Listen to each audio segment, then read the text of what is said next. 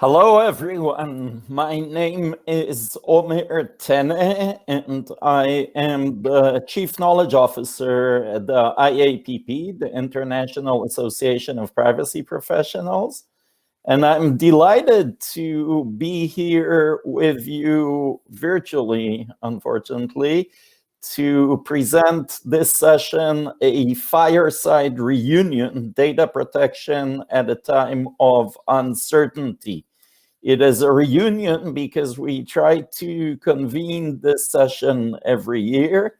We were here in person last year, and when I say we, I'll introduce my co-Fireside reunionists, starting with Julie Brill. Julie is the Corporate Vice President and Deputy General Counsel and Chief Privacy Officer at Microsoft. Hi, Julie. Hi, Omer. We also have Bruno Gencarelli. Bruno's title is, and Bruno, it's quite a long title, I have to say now, but I will read it fully and completely. You are now the Deputy to the Director and the Head of Unit for International Data Flows and Protection in DG Justice and Consumers at the European Commission. Hi, Bruno. Hey. And of course, we also have with us Helen Dixon, who is conveniently titled the Data Protection Commissioner for Ireland. Hi, Helen. Great to join you all. Hi, Omer. So this is a reunion, and we've been doing this for a few years running now, but just reminiscing from last year, we were still in person. We met on stage in Brussels, and just a couple of days later, actually the weekend after CPDP, we started hearing the news come out of China about a new mysterious virus. And, you know, I think pretty quickly it dawned on us that this is different than some of the previous epidemics and maybe even pandemics that have hit the world. And fast forward a month and a half later, mid-March, we were all under lockdown, and you know, reality has never looked the same as it has at CPDP 2020. And hopefully it will next time we meet in 2022. So I actually want to start with this and ask all of you, maybe starting with you, Julie, how has COVID-19 affected privacy and data protection in 2020? And what do you think will be the long-term impact of the pandemic on our field of privacy and data protection? You know, this is really, I think, the question of the day, the question of the year, and frankly, the question of perhaps the next decade. Because what we experienced during the pandemic is that individuals, organizations, businesses, and governments went through a digital transformation that would normally have taken years, 2 to 5 years. And instead, in the period of 3, 4, 5 months, we had entire universities moving to online classes. We had governments needing to ensure that their people were all connected securely and privately, that their data was protected so that they could continue to do work. Businesses, for those who could work remotely, they moved to remote work. And people were connecting with their families, their friends, their communities, and being entertained almost entirely virtually. So it was a huge transformation that society went through. And what this meant was lots of technology coming into people's homes. And it also meant lots of data being used and being used, being collected, being shared. And frankly, when we think about also the ways in which we were trying to address the pandemic, whether through letting people know when they've been exposed to someone else who has been infected, whether it was trying to develop vaccines and cures, that would alleviate the symptoms of COVID, a lot of health data, sensitive data, needed to be used.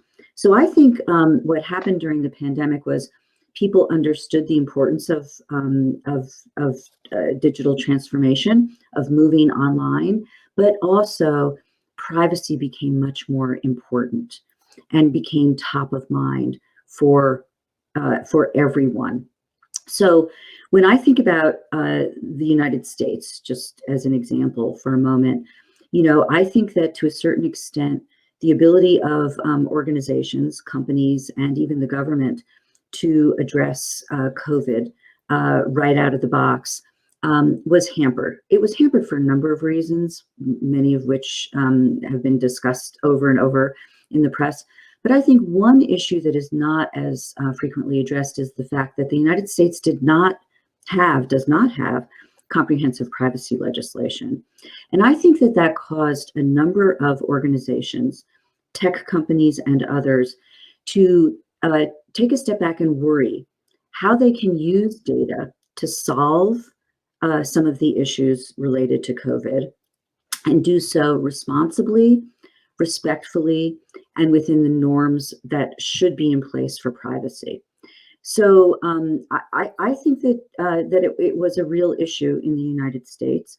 It was something that we saw. We happened to see at Microsoft. We weren't the only ones, of course. But because we felt it was so important to have principles in place for how some of this data would be used, health data that would be falling outside of HIPAA, or that would be adjacent to HIPAA, and maybe some aspects would apply, but not all. Anyway, we issued principles that we wanted governments, organizations, businesses, and individuals to consider as we thought about appropriate uses for exposure notification and contact tracing. These were principles that will be familiar to many people who are listening here. Things like obtain meaningful consent, collect the data only for public health purposes, don't share the data without consent.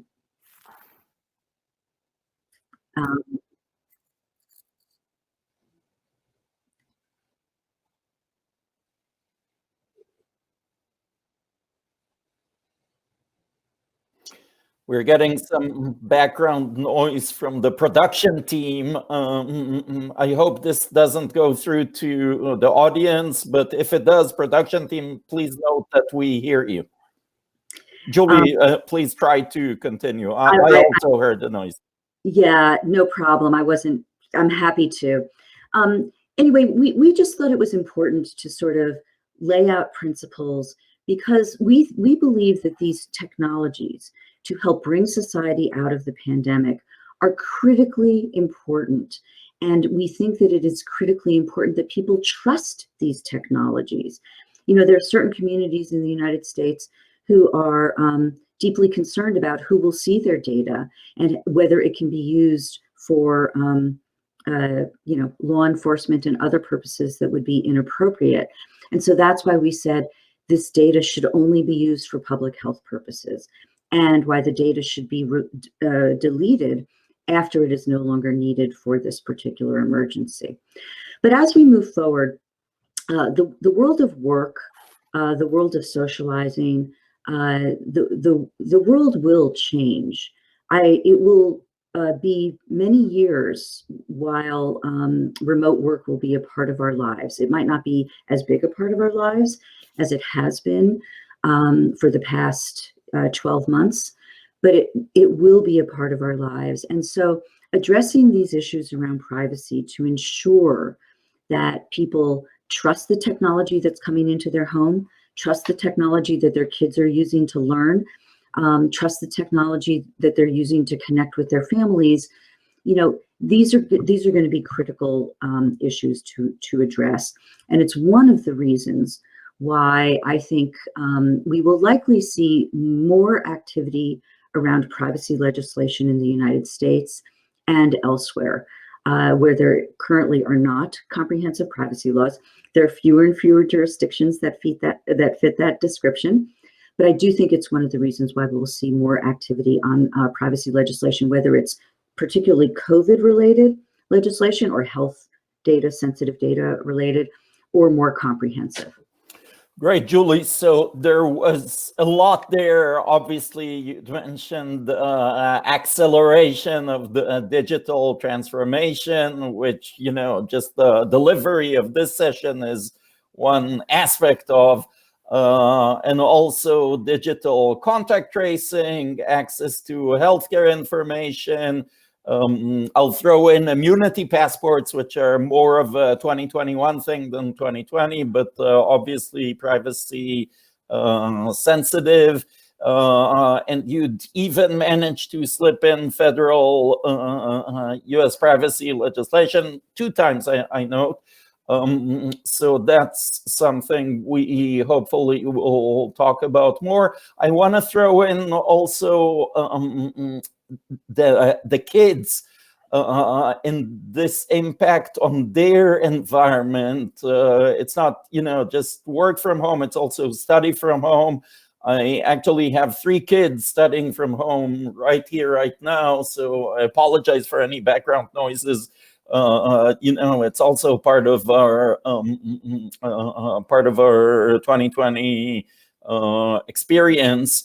And Helen, I know that you've focused on kids' privacy this year, but also, of course, the big thinking about anything privacy and data protection, but specifically the impacts of the pandemic and the long-term trajectory that this sets for our profession. So tell us a little about your you know, vision for what COVID-19 has wrought for privacy and data protection.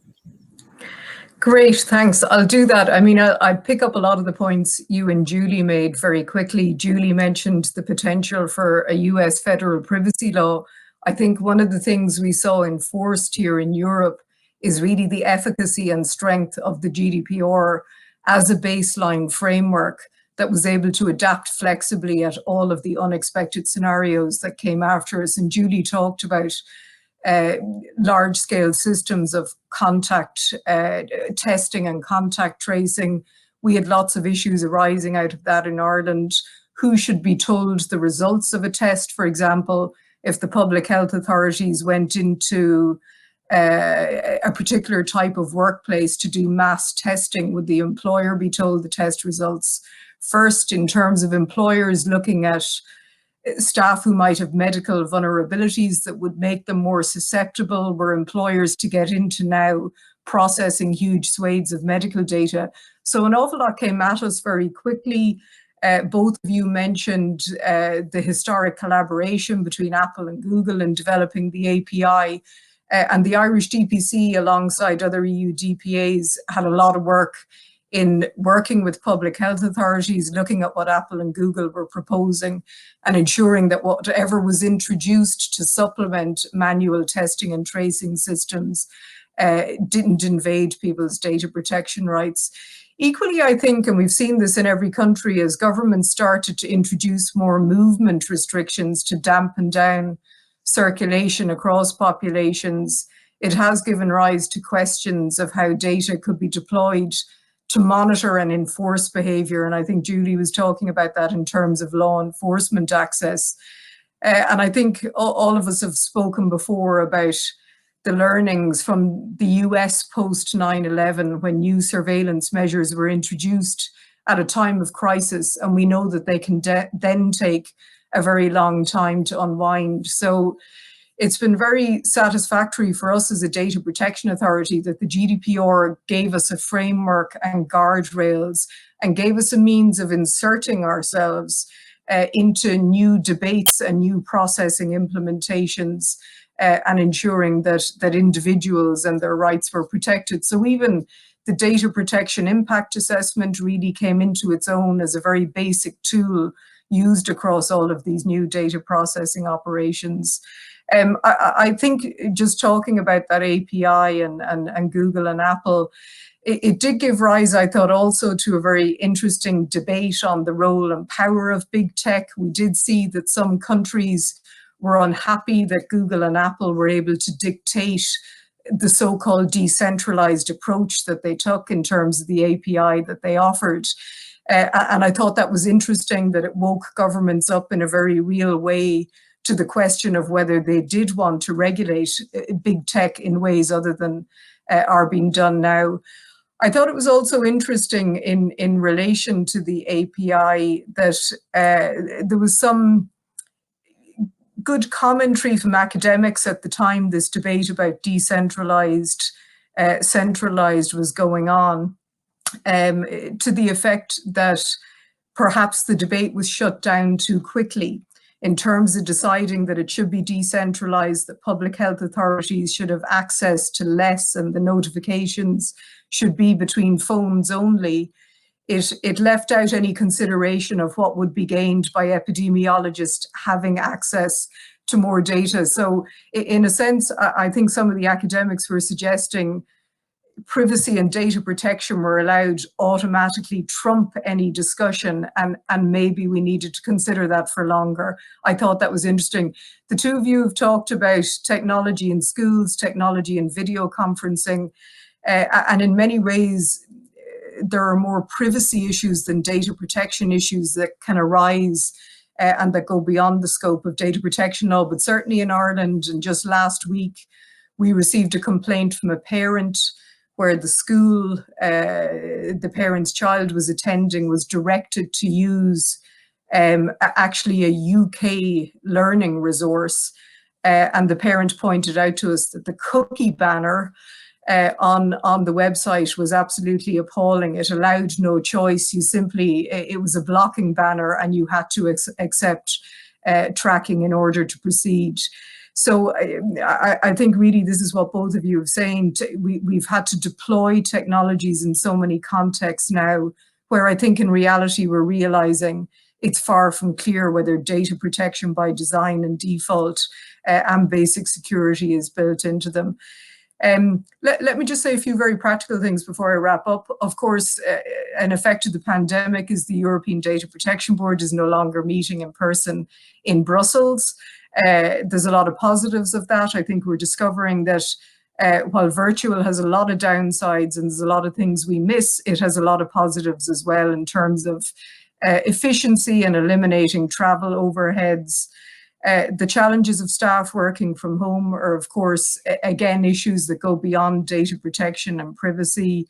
The lack of conferences in person, and particularly data protection conferences, is a big impact, because if you think about data protection officers and the type of skills they have and the very real need they have to share experiences on the ground to learn from one another, there's no doubt that there is an impact in terms of not having them. Just the final thing to mention is that the pandemic has also brought the issue of international transfers of data back into the frame as well. Even here in Ireland, we're a 2-jurisdiction island.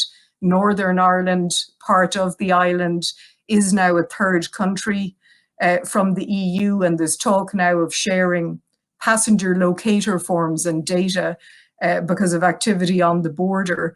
And of course, it's particularly important that free flows of data can happen in that context. So it's changed everything, I think we can say.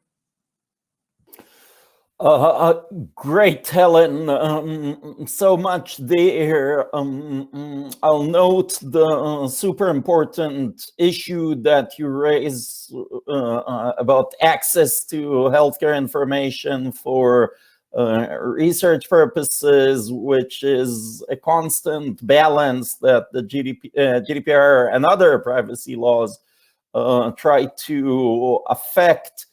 And you mentioned travel or lack of travel to Brussels, of course, not just to CPTP, but also to the IAPP in-person meetings.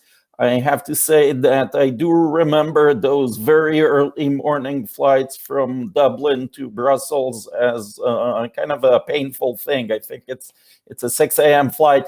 Bruno, talk about big thinking. The European Commission has, enormous tasks cut for it in terms of containing, mitigating the virus. One thing that I noticed very early on, which was striking, shocking really, to see where the border stops between EU member states, people trying to cross from Germany to France or to Belgium early on in the pandemic, something we haven't seen for decades, I think, in Europe. How do you see the immediate but maybe more long-term impacts of COVID-19 on privacy and data protection policy?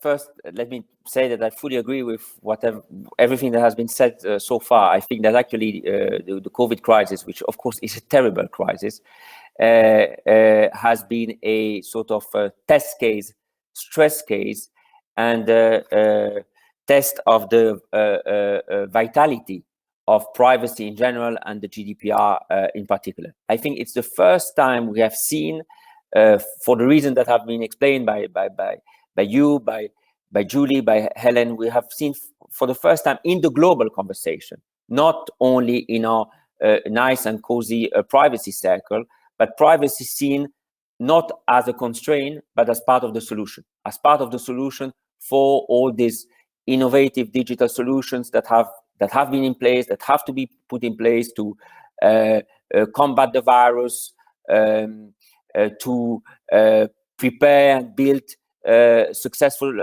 exit strategies, to contribute to the economic recovery, to allow us today the continuity of business operation, of government operation, of social interaction. So fully agree on the importance of data, but also the relevance of privacy. And we have seen that certainly our experience that when developing those digital solutions, the successful stories have been the ones where privacy and cooperation and advice of data protection authority has been taken into, has been factored in upstream in the process when designing the architecture of certain of these solutions. So test, I would say, of vitality also, because for me it was striking when we started quite quickly to work on common principles in Europe for contact tracing apps, to see that those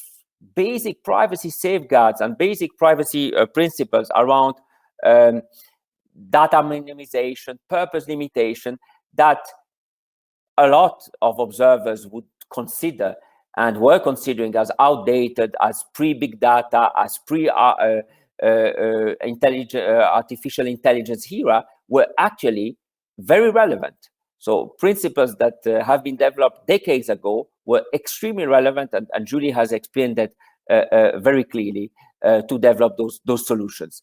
I think that's also a big lesson, and it goes also to what Helen has said about the possibility to adapt our rules, adapt those principles to, of course, new challenges, but those new challenges and the response of those challenges have strong and deep roots that go back to this principle. And the third experience, coming back to a small European shop, and also to something Helen said about the EDPB, the European Data Protection Board, our way of working.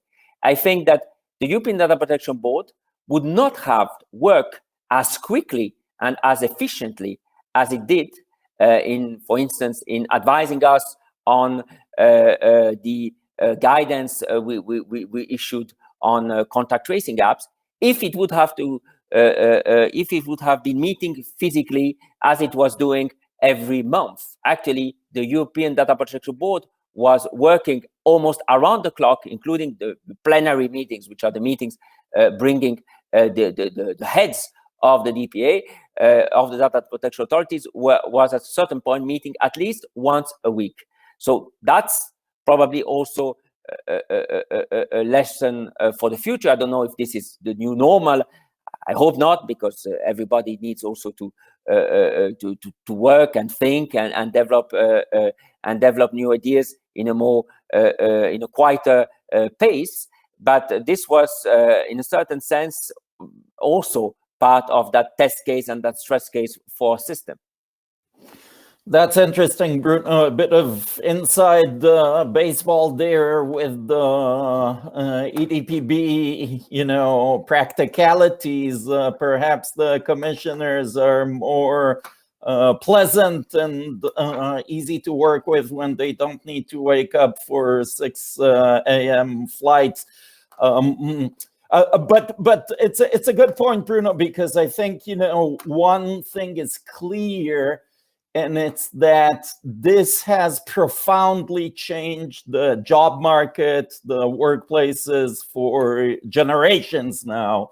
And, you know, we started with this, with the acceleration of the digital transformation and the fact that job markets have just been sort of globalized now in an instant, and people can work across geographies and time zones through tools such as the ones that we are using. Although I will say we still like to meet in person, and this isn't a replacement.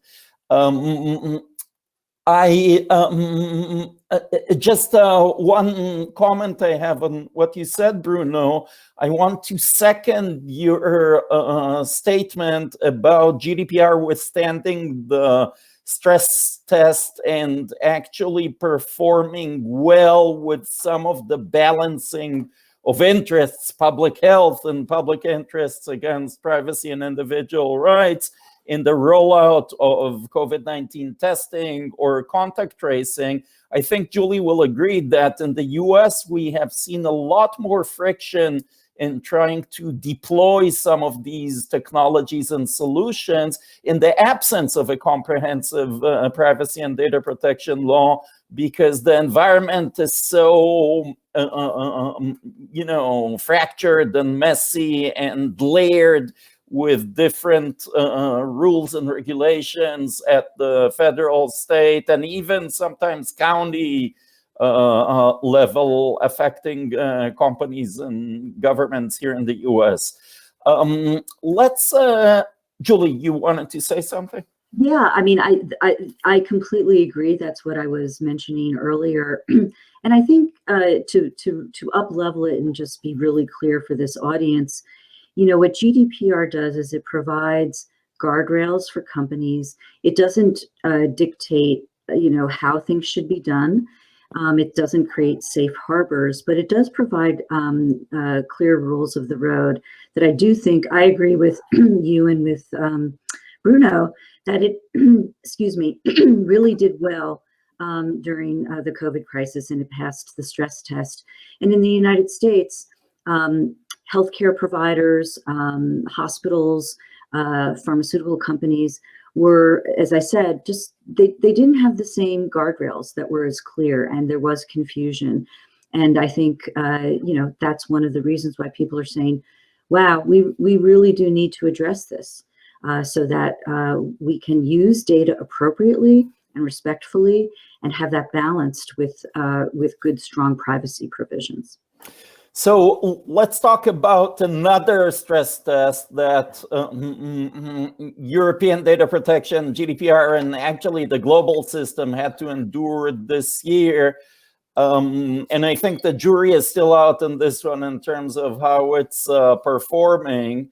And this is the challenge to global data transfers coming out of the EU that the Schrems II decision presents. So the Court of Justice of the EU handed its much anticipated decision in the Schrems II case back in July 16th, if I remember correctly.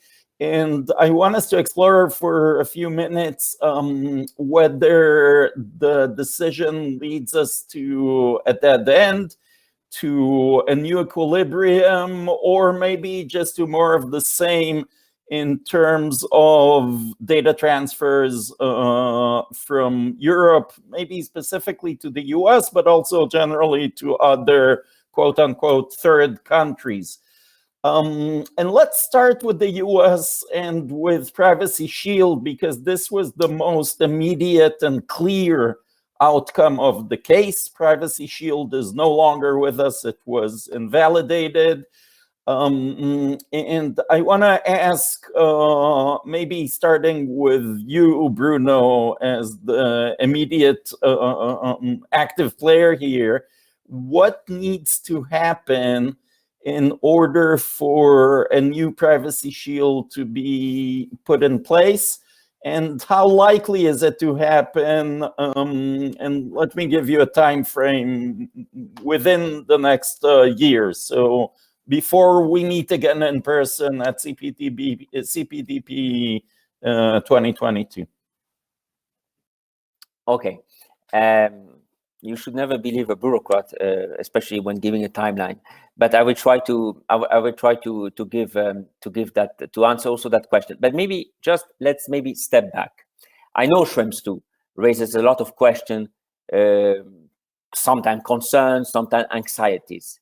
But also thinking about your previous question, what the court or what this judgment raises, i.e., question about how do we ensure continuity of protection of privacy in a world where indeed things are, especially in the data processing world, which is almost by nature, by definition, interconnected, borderless, etc., when it takes a click or two to transfer data. That's a question which is raised by the judgment, but the Court of Justice or the EU is far from being isolated in raising that question, including when it comes to governance access to data. It's interesting to see, and that's what also makes me more optimistic or slightly more optimistic, that compared to when the first Schrems I or the first Schrems case or the Schrems I judgment was issued, there is much more common grounds. And this is much more an issue which is part of a global conversation. You know, the first ones who raised that at the global level were not the Europeans, were the Japanese through their data free flow with trust initiative. And as part of trust, our Japanese colleagues and friends were very clear that trust means also parameters and guarantees and safeguards when it comes to access to data for very legitimate reason by public authorities, for law enforcement reasons, for national security reasons, etc. And that's a key distinctive feature between a number of like-minded partners in the world which work on the basis of common principles, common values, the rule of law, democracy, and other actors.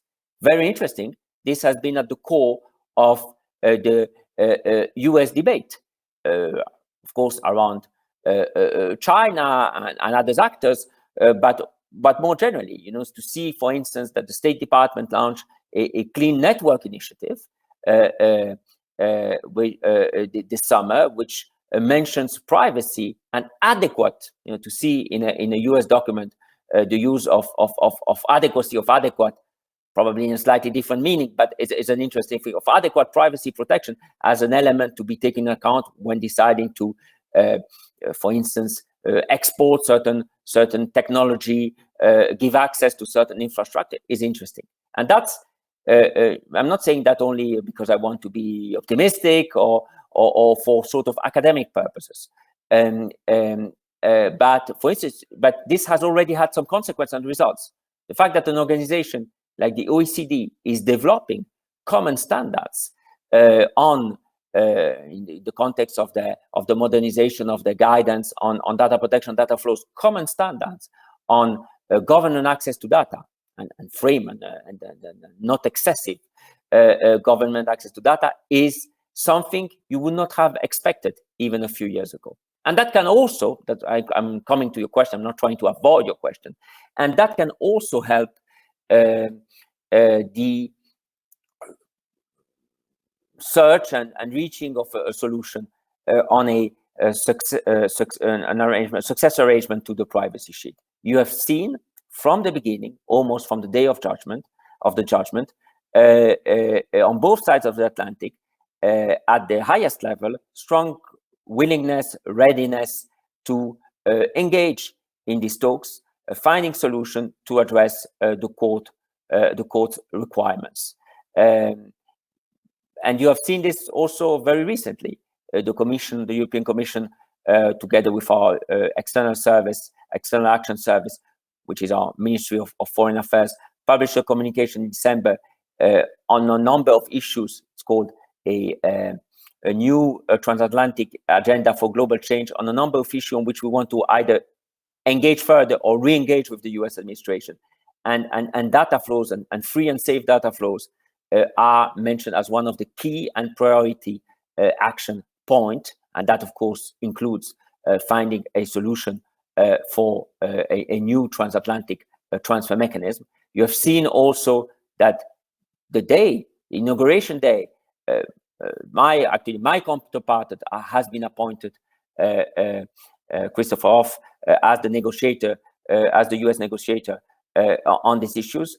You have seen also during the confirmation hearing at the Senate and the confirmation hearing of the future Commerce Secretary that was one of the first or main issues raised. So all of this shows how much this is a top priority on both sides of the Atlantic, and we have already started working, of course, on this in terms of mapping the possible solution in terms of exploratory talks.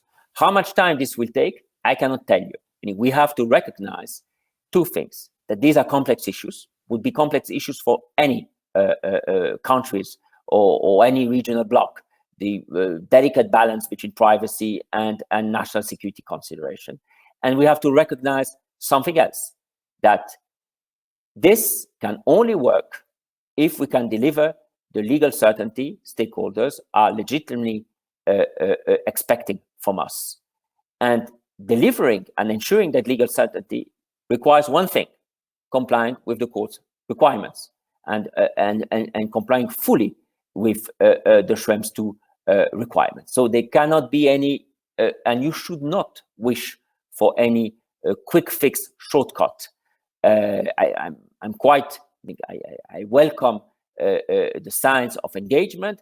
This is something on which we can and we will certainly intensively work. And on that basis, yes, I hope that when we will meet again next year, we will have reached an agreement.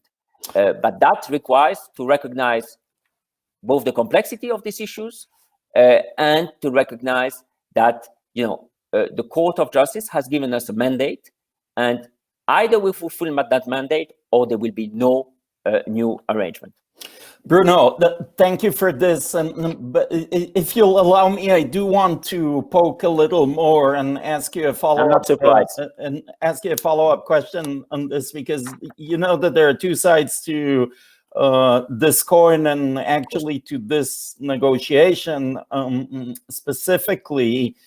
And, my colleague, Caitlin Fennessy, who used to be the head of the Privacy Shield program, said that a new Biden administration will certainly change the atmospherics. And, we kind of see a different stance in terms of re-engagement with the global community, the Paris Accords, and other issues.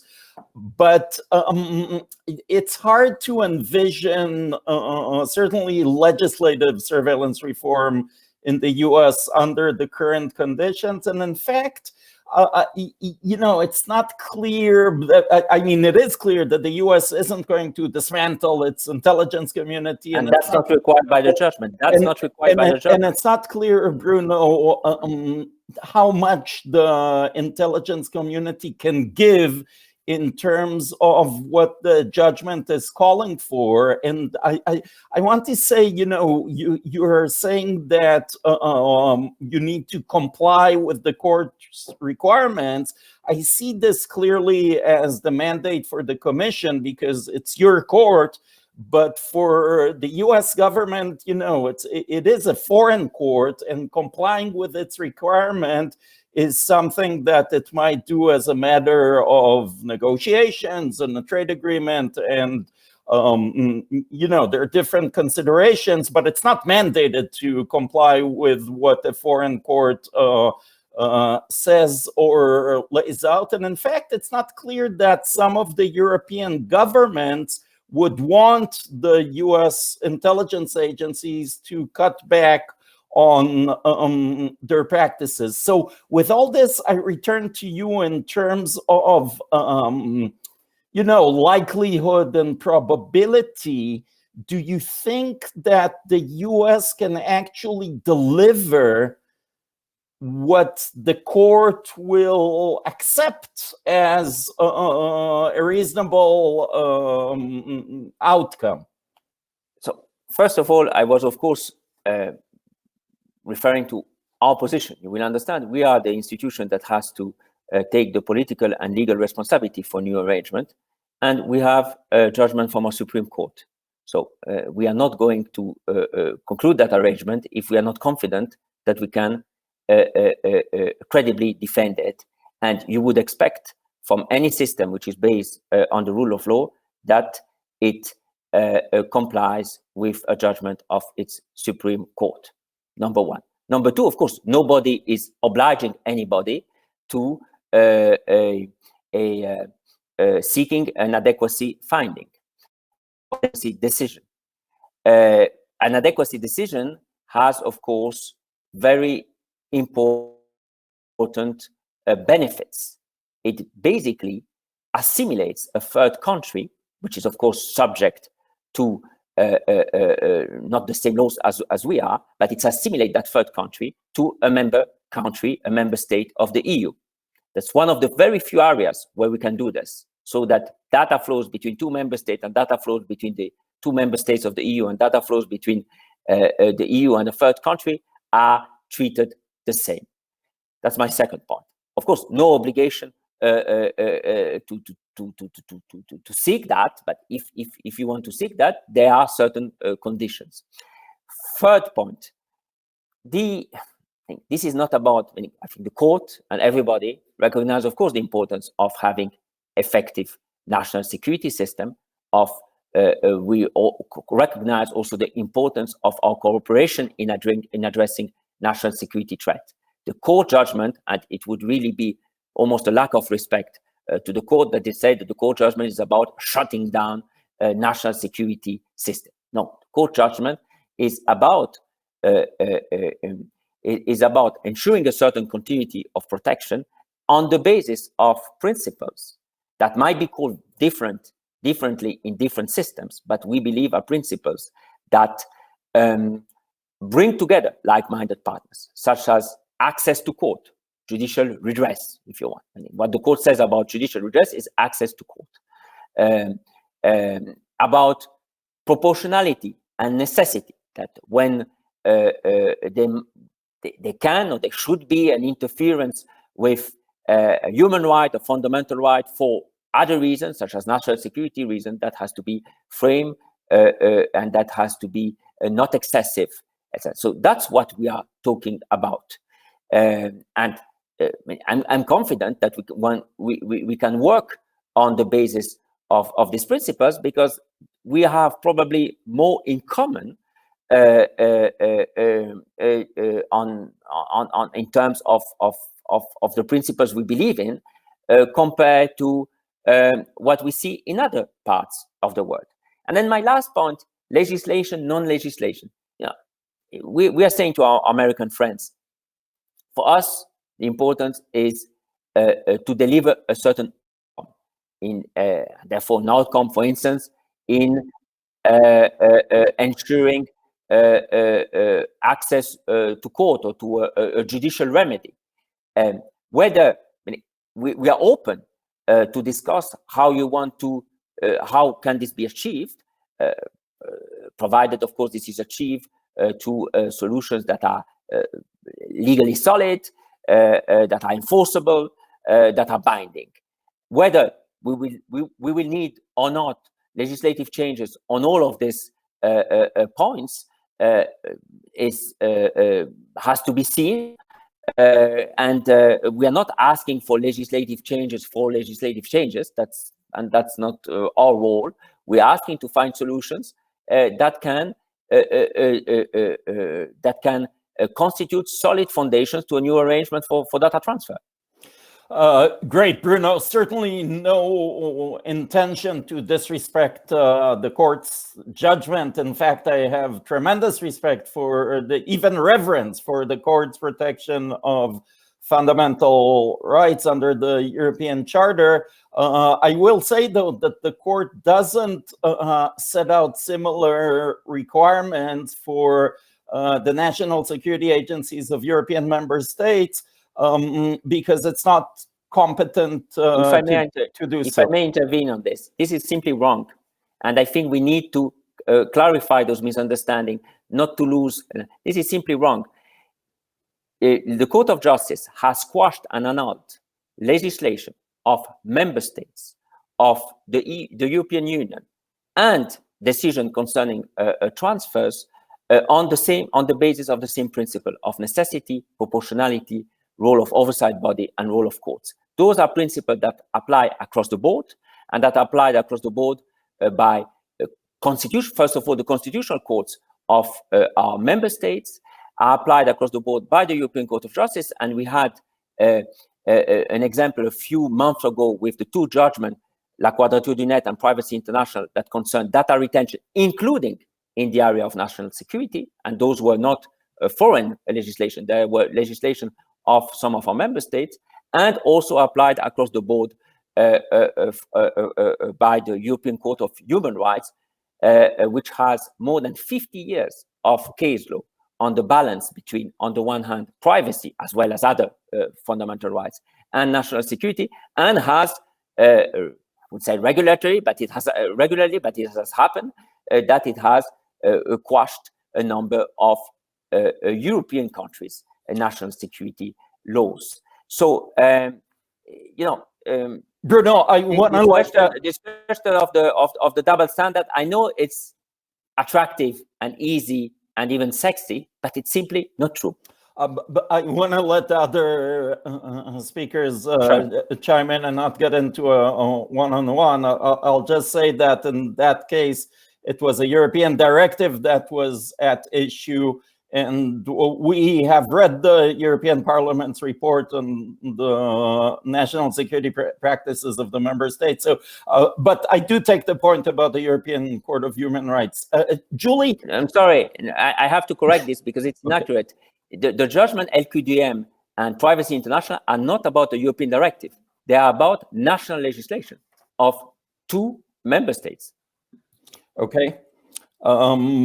Julie, same question basically about the future of Privacy Shield, but I want to add another factor, and it's the possibility of US federal privacy legislation.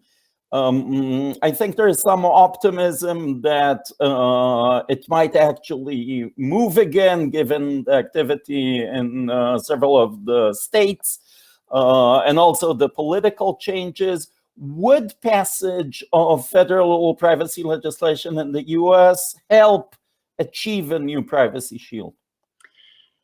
These are great questions. And there was so much in Bruno's discussion with you about this issue, which with respect to Privacy Shield. So I just want to highlight 3 points on Privacy Shield, and then I'll turn to US federal legislation and its role in this discussion, as well as just more generally. So first, I agree with Bruno very much that both the European Commission as well as the Biden administration are deeply committed to solving the concerns that were raised by the European Court of Justice in the Schrems II decision, and to finding a solution to build a new transfer mechanism similar to, but more protective than, Privacy Shield.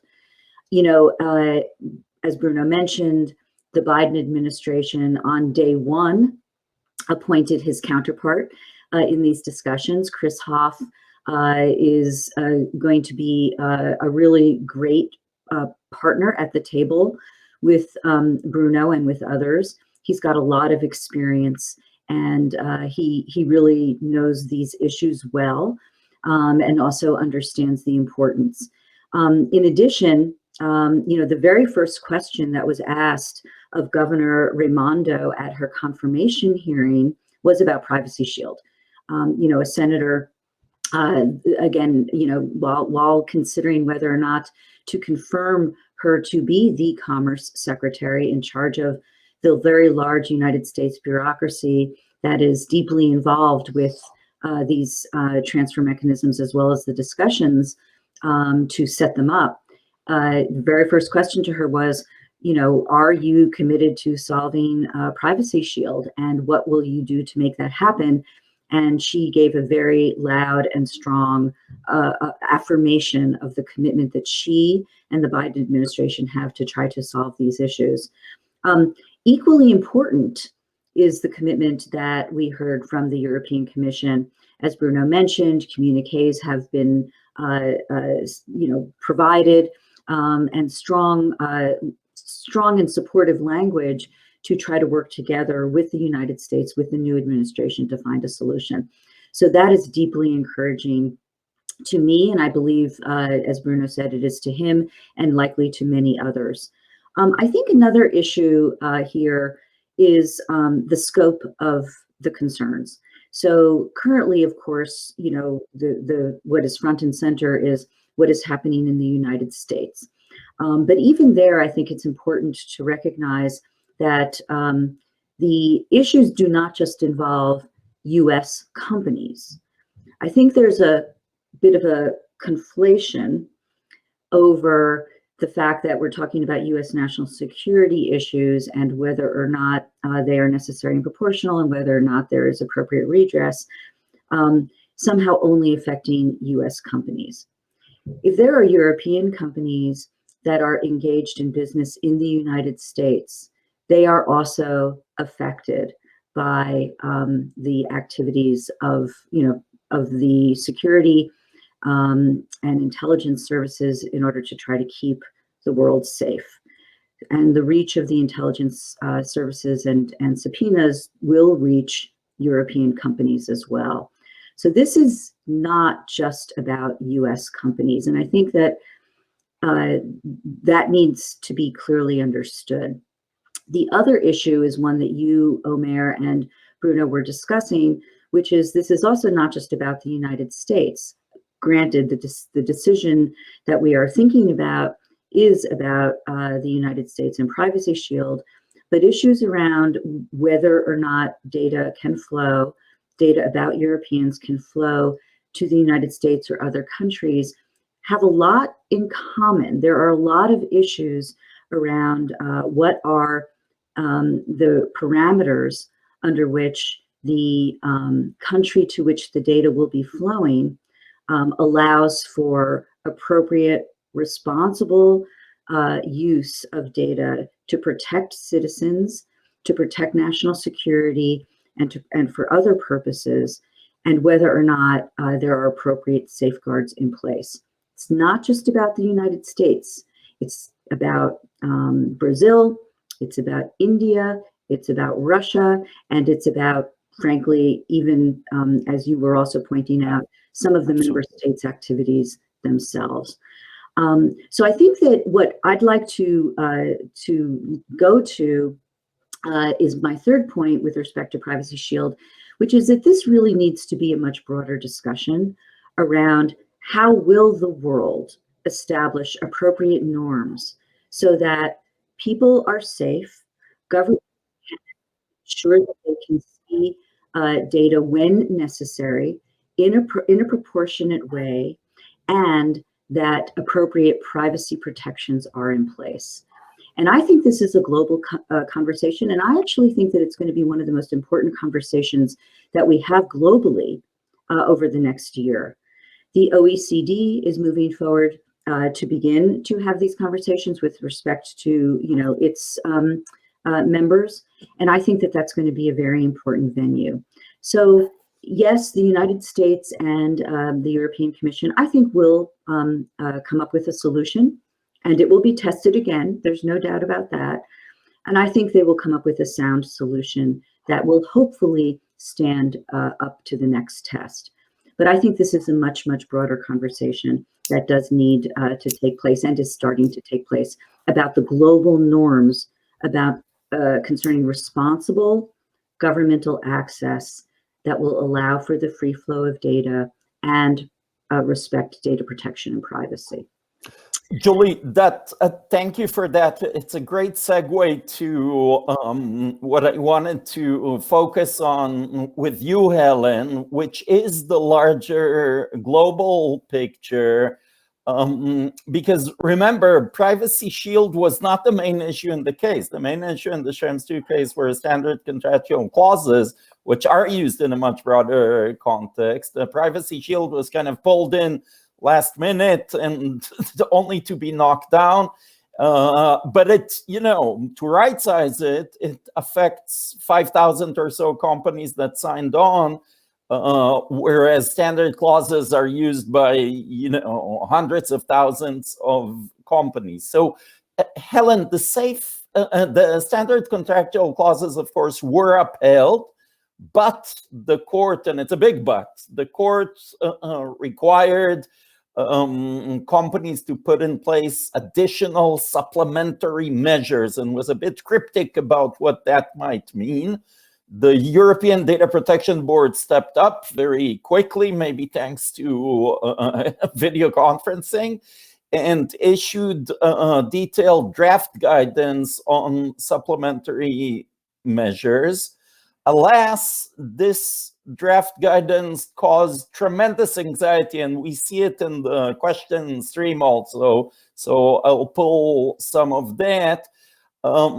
With companies thinking that the use cases that were cleared by the EDPB are incredibly limited, and that in fact the use cases that describe the vast majority of business activity are provided a very narrow path forward under the guidance and the interpretation of what the court said, and specifically maybe a risk-based analysis of what are the odds that my company will be subject to government surveillance or national security letter in the context of the US being ruled out.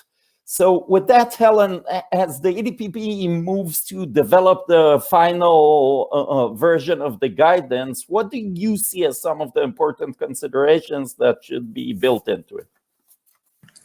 I love the length of your questions. Let me try and answer as quickly as I can. But can I just say, before I move on to answering your question, I really want to commend Bruno for the energy he puts into clarifying and clarifying again and again aspects of the CJEU judgment. Julie politely referred to people conflating things, but there's far more than conflation going on all the time. And even though we've had so many conversations and so much has been written, and there's even been litigation on that judgment since, it remains a conversation that we have to keep repeating. Maybe it goes back to, I was reminded as Bruno was talking of a recent paper I read that Cam Kerry for the Brookings Institute wrote, where he said in it, and I understand the sentiment, that the temptation is to think the CJEU got it wrong, particularly if you're on the US side, as you said, Omer. But of course, it's just a futile path to go down anyway. So on to the supplemental safeguards. Let me just say a few things. You say that the judgment said supplemental safeguards must be administered, but of course it didn't. The judgment said that baseline SCCs as they exist may be sufficient for transfers to some third countries.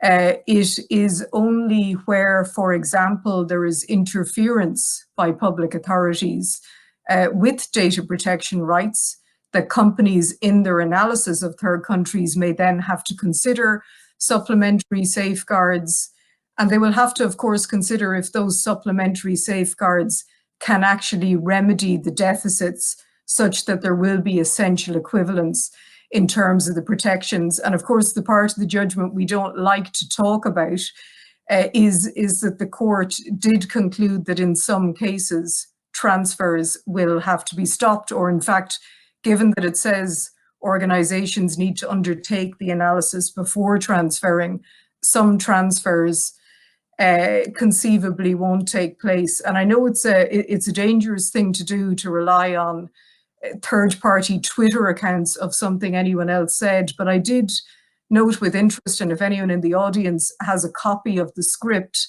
I noticed that Thomas von Danwitz, Judge Rapporteur at the CJU, gave a talk at the German Interior Ministry yesterday, where he talked about his interpretation of the judgment.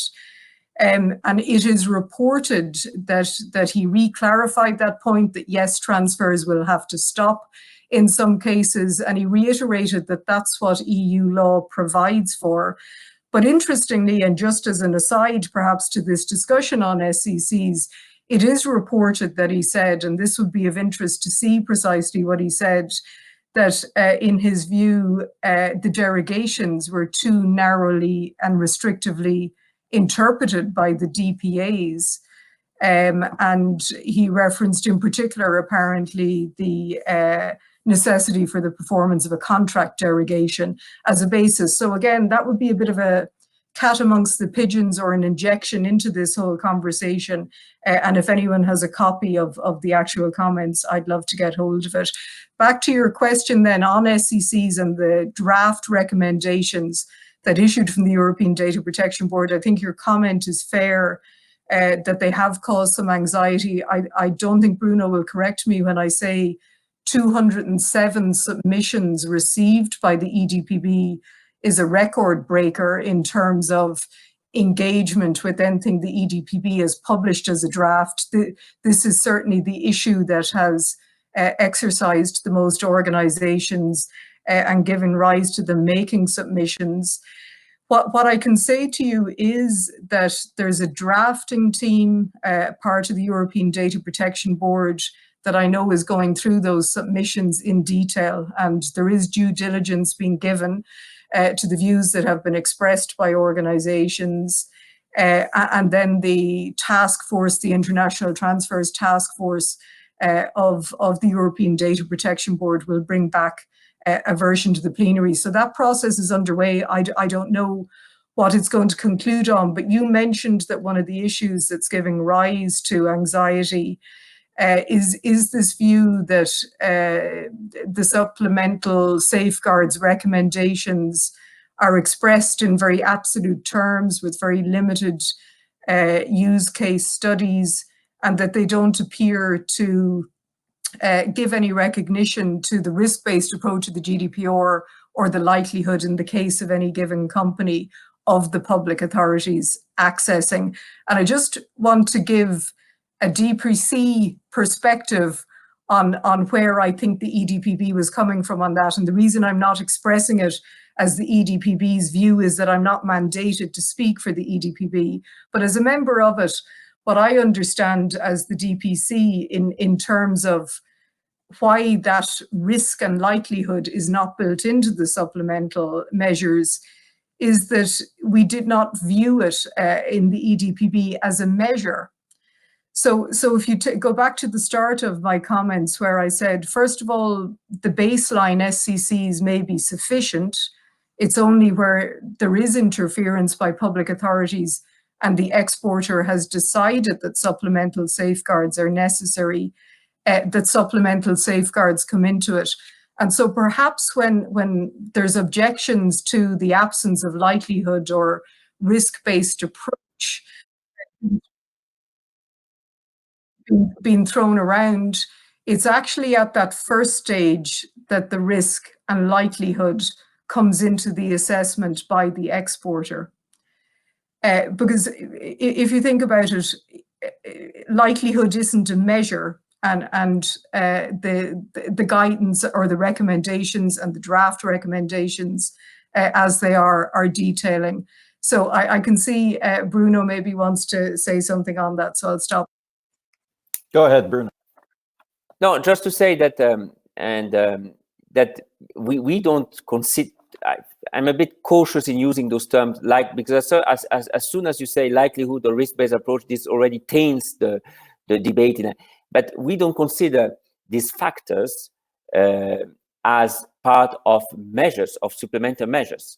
This is part of a first and necessary first step in the Schrems II analysis, where the court is requiring controllers and processor to assess all the circumstances around the transfer. And we are just saying, but of course we are reflecting about that because we have heard what stakeholders have said, we have heard what the IDP has said, that should be a comprehensive assessment, and that amongst those factors, and none of these factors, of course, has to be seen in isolation, you can also take into account the experience companies may have or may not have in being the target of access request. Let me also be very clear.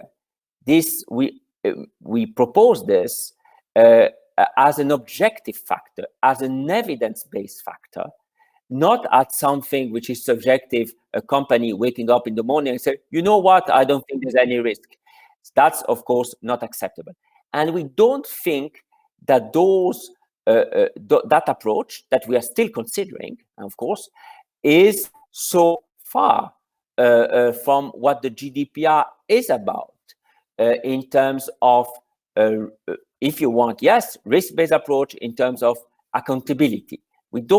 Sometimes we struggle to understand why those very key aspects of the GDPR or foundational even principle of the GDPR cannot also apply in a transfer scenario. But of course, this is not about making a decision on transfer depending only or even mainly on this type of factors. Julie, Helen mentioned Judge Van Danwitz's comments yesterday, which Helen, not only did I get them like you on Twitter, but it was on German Twitter, so I had to Google translate that. But he does seem to emphasize Article 49 derogations, which of course were interpreted incredibly narrowly and are actually phrased very narrowly in GDPR. And seems to imply that transfers to some countries, and we know, which country we're talking about here. It happens to be the largest economy in the world, might simply need to stop. Julie, what does it even mean for transfers to stop? Help me maybe understand. Microsoft, of course, is one of the predominant cloud providers in the world with Azure, and certainly, we talk on Teams. We started with that. Like, can you even envision a world where data transfers stop, or does the reality just become that there are rules on the books that are just not enforced in practice? I think a world where data flows stop between Europe and the United States, as well as the rest of the world, would be a very sad world indeed. It would mean that the free flow of ideas, free expression, and communications, learning from each other, would have to stop. And I know we're out of time. I would go on about what this would mean, but I think what's very important is that we try to address the standard contractual clauses issue so that Europe businesses and organizations and individuals are able to communicate and participate with the rest of the world. So we need to develop a system, and I encourage the board and the commission for my one voice among many, many, to come up with a reasonable solution that understands that risk is an important part of the analysis, and that doesn't mean that the analysis is necessarily subjective. You can have an objective analysis of risk, as happens in so much of GDPR. Julie is referring to comments that we hear from the studio that we are out of time, but I was told initially that this goes to 30 minutes after the hour, so I'll assume that, and if we're cut off suddenly, here are my apologies to the audience. Helen, what does it mean practically for data transfers to a country, say the United States, to stop, and can you envision it actually happening and being enforced by regulators around